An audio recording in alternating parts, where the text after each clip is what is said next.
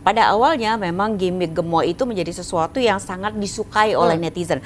Sehingga kalau kita lihat gitu ya dari sisi emotionnya itu kelihatan bahwa awalnya mereka tuh trust gemoy sebagai trust gitu ya. Jadi dukungan terhadap calon tertentu. Tapi kalau kita lihat ya dalam satu pekan terakhir gitu kita bisa lihat di grafis emotion dari 3 paslon. Nah, di situ kelihatan bahwa ternyata emotion yang ditujukan kepada Prabowo Gibran itu ada emotion disgust nomor 2. Jadi trustnya tinggi sekali memang gitu.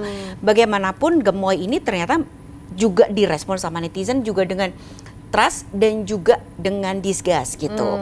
Nah ini itu adalah kita kelihatan. Nah itu berbeda dengan kubunya Paslon Amin sama kubunya Ganjar gitu. Dan situasi ini baru terjadi sekarang ini dalam satu pekan ini ketika memang ada tekanan kepada kubu Prabowo terkait dengan 2 hal. Yang pertama adalah soal debat gitu ya atau adu gagasan, dan yang kedua adalah soal gimmick gemoy tadi gitu.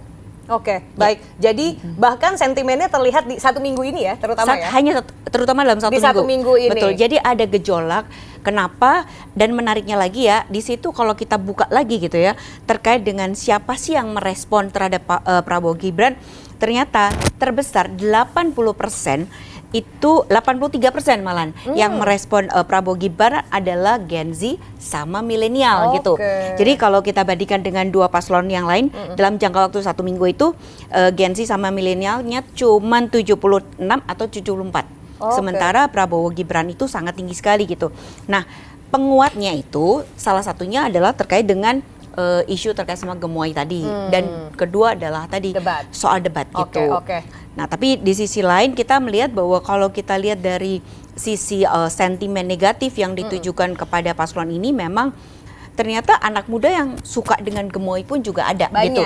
Jadi ada semacam pertarungan gagasan antara ide dan gimmick tersebut gitu pada taraf gemoy. Di satu sisi mereka menganggap bahwa yang penting kita masuk dulu gimmicknya. Nanti kita akan lebih mudah untuk menyampaikan programnya. Yang penting diterima dulu popularitasnya gitu. Nah itu adalah mereka yang pro gitu. Sementara yang kontra dia menganggap bahwa kita harus ada politik yang lebih bermartabat gitu. Jadi literasi politik itu harus diharapkan, jangan sekedar gimmick tanpa ada substansi.